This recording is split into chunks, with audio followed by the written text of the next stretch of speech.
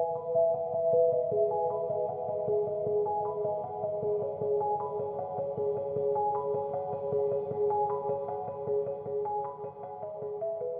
hi everyone. Welcome to the Meadows Museum of Art. My name is Alyssa Klaus, and I'm the director of the Meadows.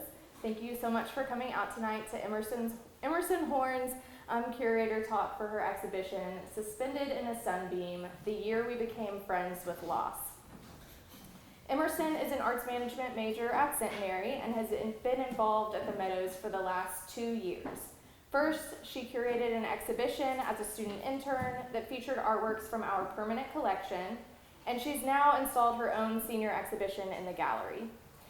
She also works as a TA for Introduction to Museum Studies, which is a class I'm teaching this semester. Suspended in a Sunbeam will be up through May 3rd. Please join me in welcoming Emerson Horne.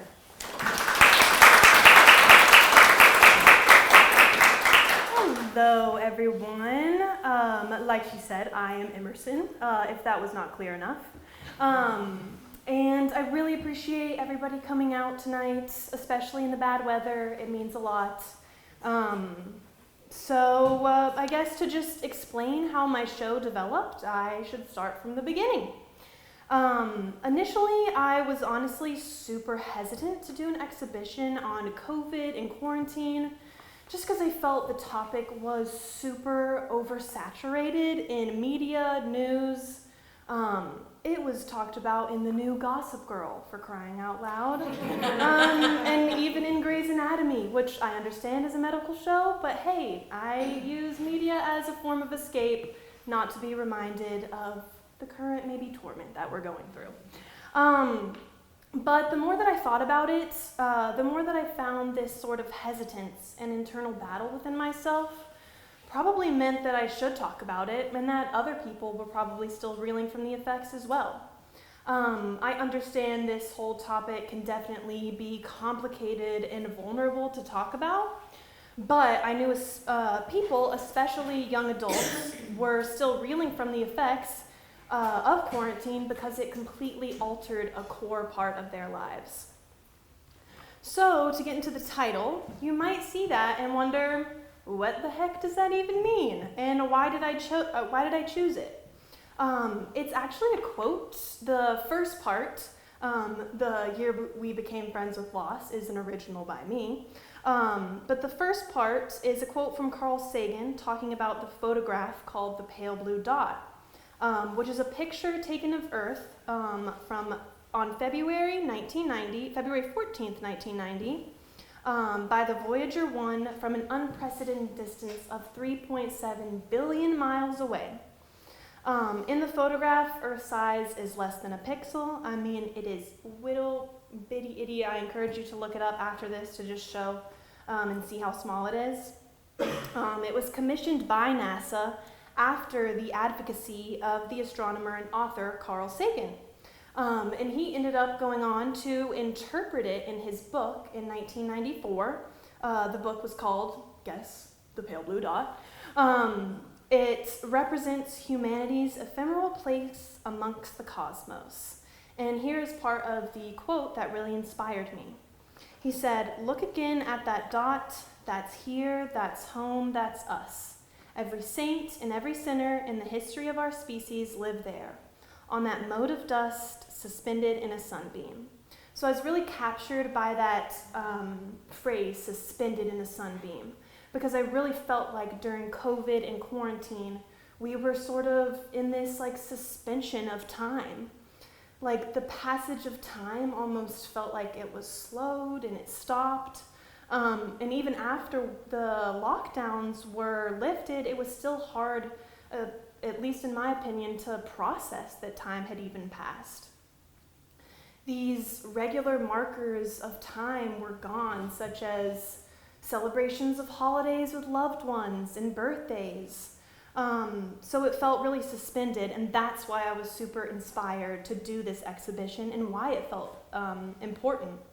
And I kind of also felt like I stopped aging at some points. Like, I'm 25 now, and sometimes I still catch myself saying, I'm 23 or 22. And then I have to like catch myself.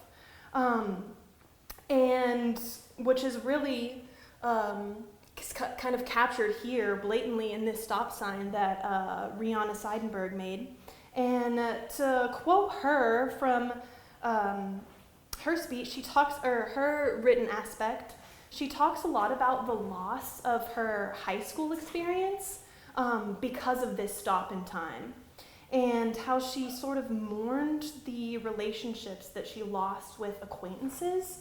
And I felt that to be really profound because we really lost this ability to form new connections, and also it was super hard to maintain those old ones. And then another one of my artists, Sadie Barlow, her works are the blue ones there behind us on this side. She really captured the essence to me. She said, "During quarantine, I lived in an in-between, split between a past life and a new one, not yet knowing how to fully connect to either. Slowly, I learned to weave the different strands of my life together, integrating the old and new," which I really think captures what this exhibition is about. Because it's not just a reflection of the 5 artists' experiences during quarantine, but also my own, and also, I would hope, yours and other people in this community. It really was a journey that led myself, and I think the artists, to delve deeper into the long-term effects of isolation on themselves and the young adults around them. I felt like my own feelings of loneliness and the desire to connect with others who felt the same way, all in all, really inspired this exhibition. But especially when I discovered a study done by psychiatric research indicating the heightened risk of adverse mental health outcomes for young adults during COVID-19. It only sort of reinforced the importance of this exhibition, because ultimately it's a celebration of our resilience and the newfound appreciation for physical human connection that emerged from this collective experience of isolation. And so regarding the research process, I had a lot of fun actually doing it, even though it was a bit sad. And it was done a lot before I had the art and the pieces finalized. And I honestly found a lot of comfort in the heartache that I was reading about. I don't know if that sounds strange, but I'm sure a lot of you can relate to feeling comforted that maybe others were feeling stuck in their growth, and that I wasn't the only one still reeling from the effects of quarantine. So for example, regarding research, according to health education research, quarantine led to decreased relationship quality, decreased physical activity and decreased nutrition, and increased alcohol use and increased sedentary behavior in young adults in the highest numbers.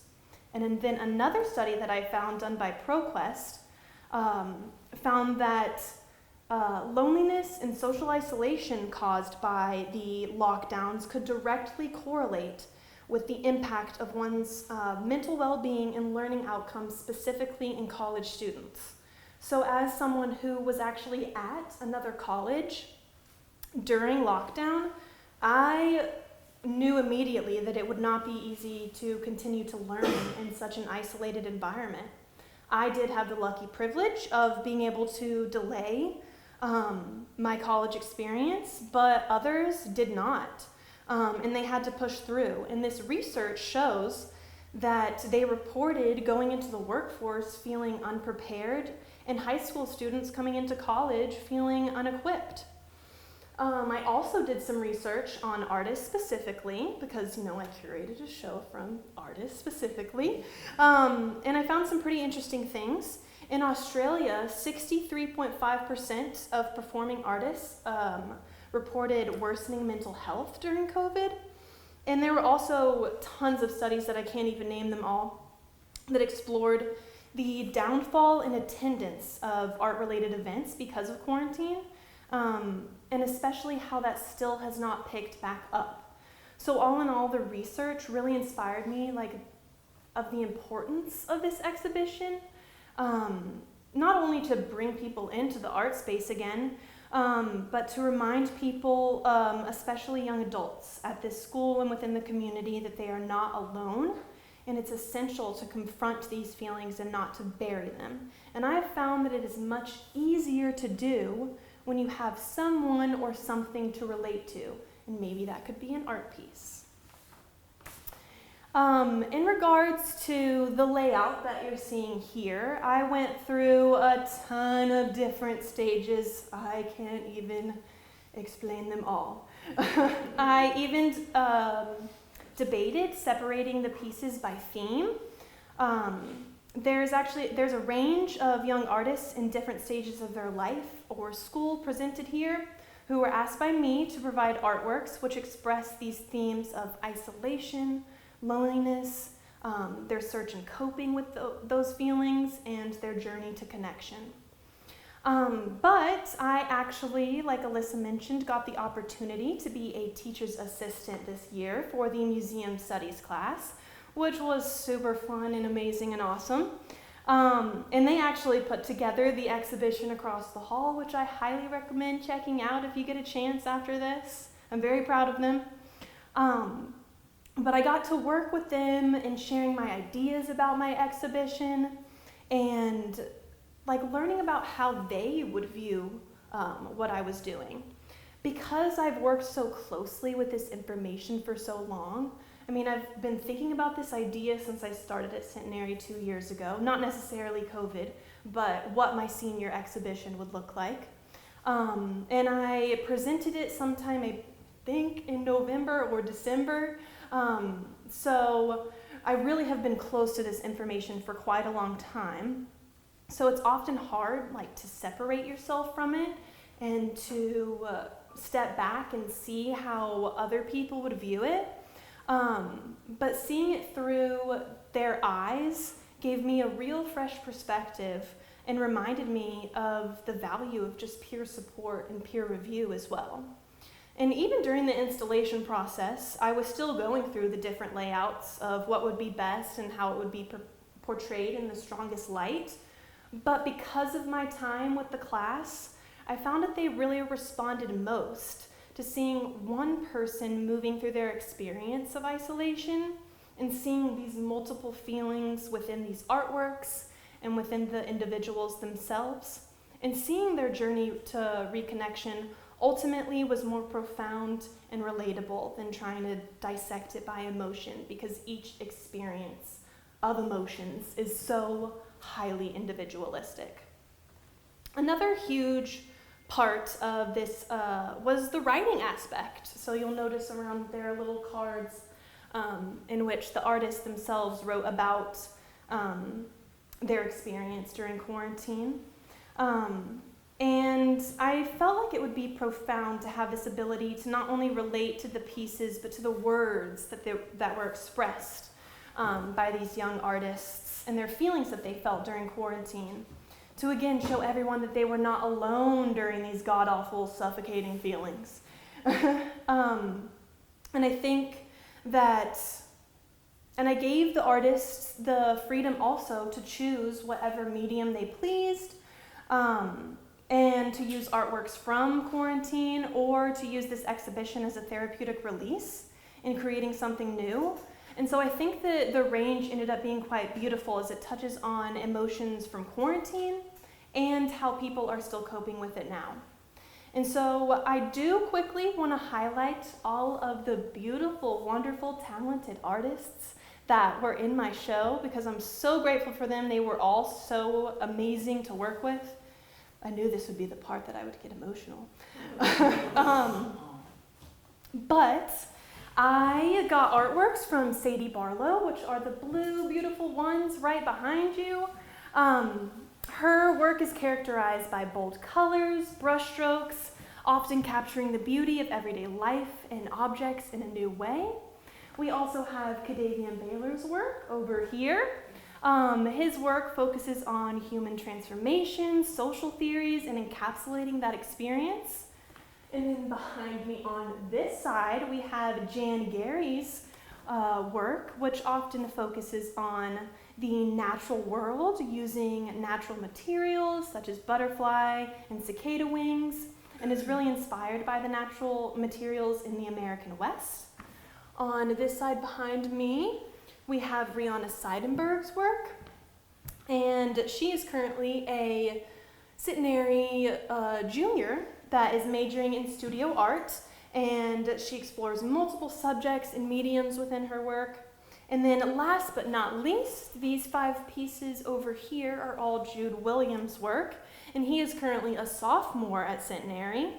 And his art focuses widely on visual mixed media and often poetry as well.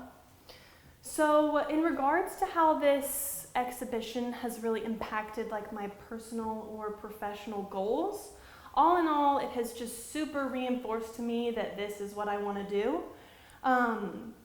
Because even in like the hardest, most challenging moments, we actually had a frame be broken by UPS. Hey, not their fault. I get it. Even if it says fragile, they don't care. And side note, if you're trying to look for a frame that's over 40 inches in Shreveport, good luck. You're probably not going to find it. But all that to say, even in those challenging and hard moments, I was still filled with a real utter appreciation for this job and being able to share it with people. To wrap it up, for so long, honestly, to be vulnerable with you guys, I was very scared to admit that I was not okay. I was terrified that I was the only one who could not get their stuff together. I felt so wildly alone, and stick with me, that I felt like I was Squidward when he was trapped in that white abyss in that SpongeBob episode. And okay, if you don't know what I'm talking about, please come see me after, and I will show you because you have to see it. But basically, Squidward gets lost in this like time travel machine and winds up in this white blank abyss.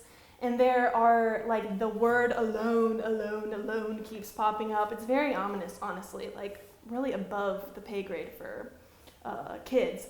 But if Squidward had stayed in that realm, he would be placed in a state of suffering. Being out of the seawater would have probably suffocated him. But like we all did with quarantine, he crawled his way back out and found a new appreciation for the people in his life. And I know having a philosophical conversation about Squidward from SpongeBob is probably not what you expected when you came here. But I really do think it's a super easily digestible, great metaphor for the reward that we get when we push through this like nasty horribleness of loneliness and process those emotions that we want to bury. Because I think in every scenario on the other side of that pit, whatever it may be for you, is a newfound appreciation for the people in your life and the beautiful connection that they bring. Because there is real beauty in the resilience of being alive, even on this little speck of dust that is suspended in the sunbeam. Thank you.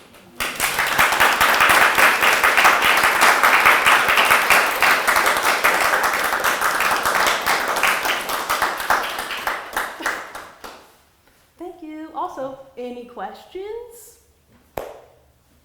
Take a moment to process. I did throw a lot of information out there. Any questions about SpongeBob? Yes. Were there any common themes that you noticed in all of the artist's work as you brought them together into this room? Yeah. I really noticed, like, honestly, not to be sad, but like a sadness, like in coping with the loss that they experienced during quarantine. And also this like fight to like reconnect also, which I was super inspired by. Yes. How did you identify the pool of artists that you were going to pull from? That is a wonderful question.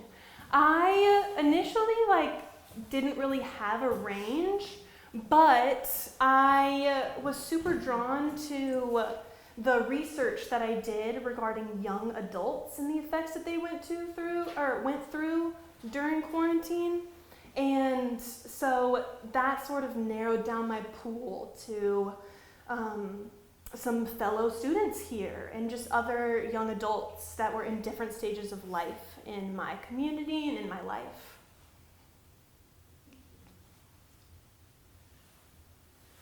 when looking at the artists and the artwork, were there any themes that surprised you about their kind of presentation of their experience? Yeah. So, of course, there were so many like connections that Mhm. were lovely to make. I was wondering if there's anything that was surprising. Yeah. I don't necessarily think surprising is the right word, but I really appreciated their ability to be vulnerable, especially in their responses, their written responses. Because I also think like the creation and the work speak for themselves in their vulnerability, but I think it's like, it almost comes across a little bit more profound when you're kind of hearing it directly from the source. So maybe not surprising, just like surprised at the fact that they were so vulnerable. Yes? Do you have a favorite piece? That is so hard because I just seriously love every single one of the pieces. I just have become so connected with all of them, I feel. I really love the stop sign just because that's a real stop sign. And don't worry, it is legal. Stop signs actually expire if you did not know. So Rihanna got the ability to I don't remember exactly how she got it, but she got it and got this piece, like approval got this piece, you know? I think maybe if I had to pick, it might be that one or Sadie's woven piece. I believe that one is called Come She Will. And I'm a little bit biased maybe because I've known Sadie my whole life. But yeah, it's really hard to pick like an ultimate favorite for sure. Is there any reason why you connect with those pieces in particular? I really love Sadie's because it really connects to the quote that she said, talking about learning how to weave the different strands of her life together again, integrating the old and new, because I really feel like that is what this exhibition sort of ended up being, like integrating those old and new feelings that we processed during quarantine and are still like trying to process now in our journey of reconnection. Yes. What are your hopes as far as outcome from this exhibition? That is a wonderful question. I really honestly just wanted the young adults specifically, also everyone else, in the community to know that they were not the only ones that experienced these awful feelings, and it's okay to still be reeling from it. And also, like, I love the ability to maybe see yourself in these pieces. I also think it would be incredible to, like, if I ever got the opportunity to expand it to even more age ranges, seeing maybe how young children process their emotions through art, or even older adults. I think that would be super cool as well if I ever got the opportunity to do that. But yeah, I just ultimately wanted people to know that they were not alone, just because I definitely have been through that.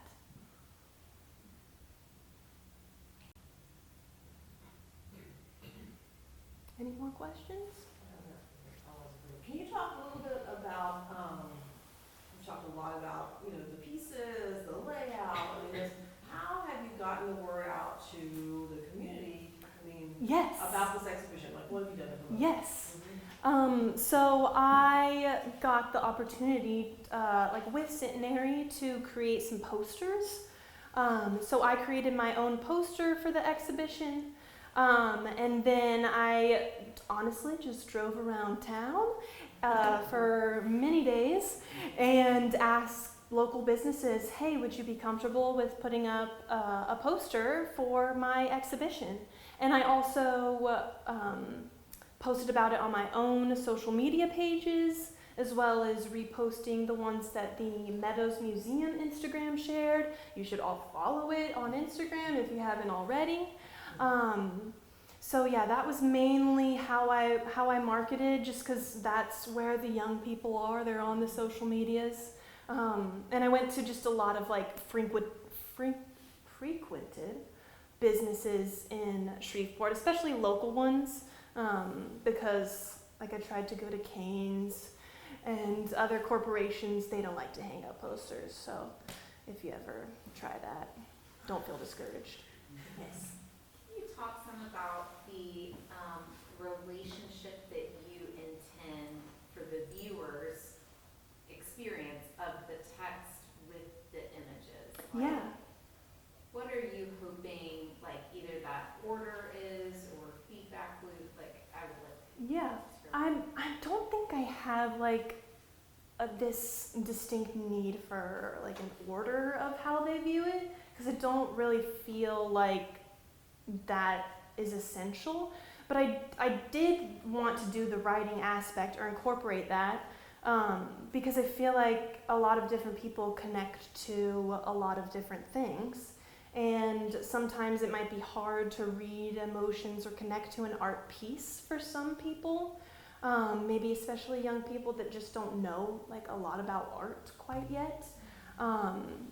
So I think that the writing aspect was just another added aspect, I couldn't think of another word, to sort of help that being able to see yourself in it.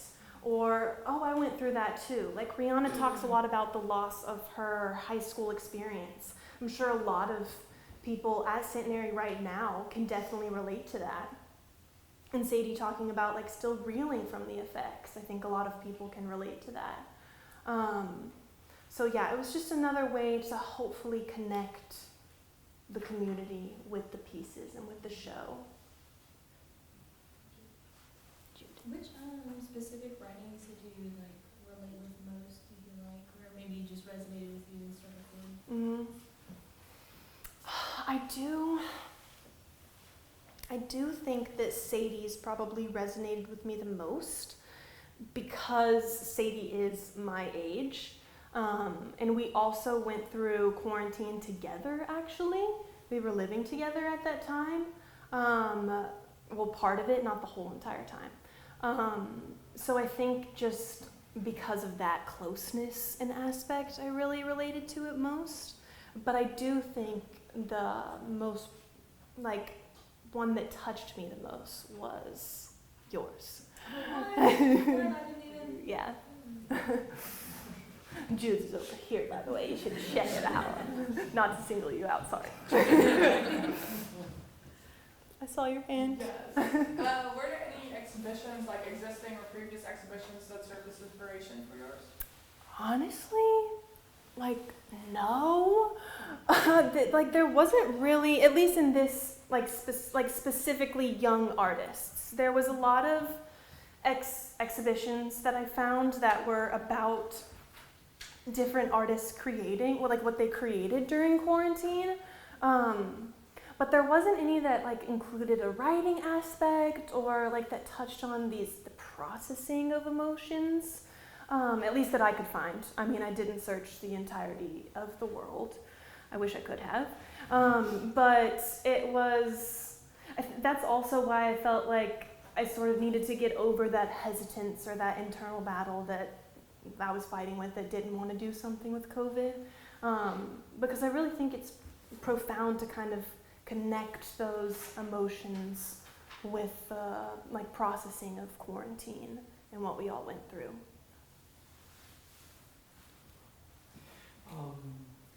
So just thinking about COVID and how people have processed it since, there are a variety of different ways that people, and beyond COVID, cope with trauma and loss and these sorts of experiences. I'd like to hear a little bit about how curating a space like this may offer its own sort of unique method of doing that. Yeah, like sort of as a therapeutic release almost, like. Oh, well, and I didn't mean to like, suggest, Yeah. I don't need to, you're probably not a therapist. I'm not. I was just thinking about,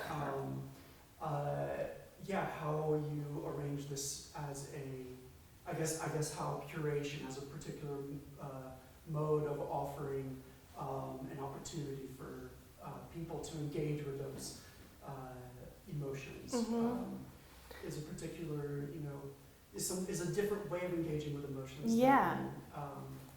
Through therapy. It was definitely like you're right, like a different sort of like look at myself too. I mean, I didn't create any of these pieces, but I could definitely see myself in them especially when I was curating them and like laying them out. And like I said, like I got so close to the pieces during quarantine. I've just said that word so many times. It's like it slipped out. During the installation process that, I don't know, they like feel like very close to my heart. Like I wish I could answer this in a better way. This is a question that I feel like I would have to think about more.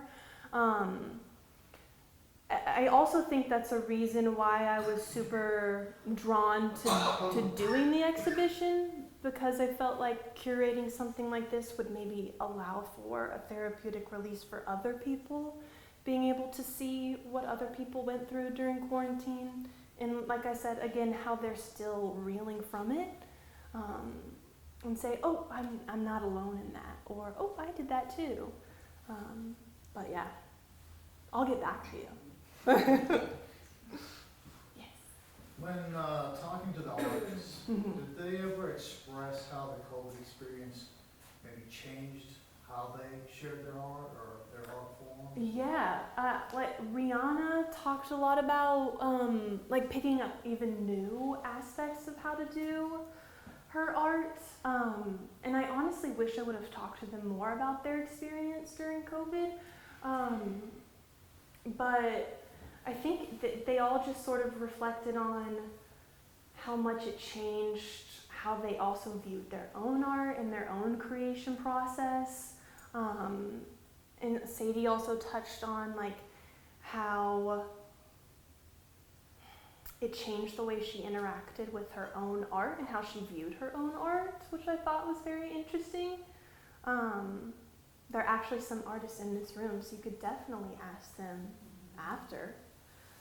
But I don't want to speak completely for them, but yeah.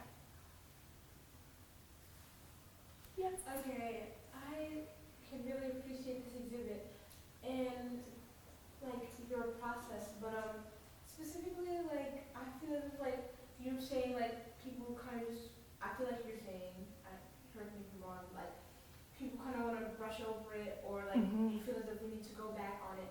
Like I also think people forget like this is also like a historical moment, and like this work. Do you feel like this work kind of acts as like a documentarian process of what happened? Like it also works as like a historical work. I do, and I did not intend that. And I didn't really realize that until I was like putting together my speech and like laying it out. Especially Kadavian's piece, I think really speaks to like the historical, I'm not thinking of the right word, but like the things that we went through during quarantine and COVID. And I really appreciate also his words about how he reflects on that time as well. But yeah, I did not intend that, but I think it is super cool that it sort of ended up that way as a documentation. Put me in your textbooks. Any more questions? That's all? Thank you! I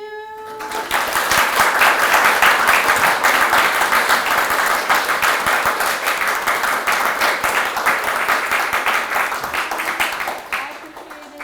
Thanks again for coming out.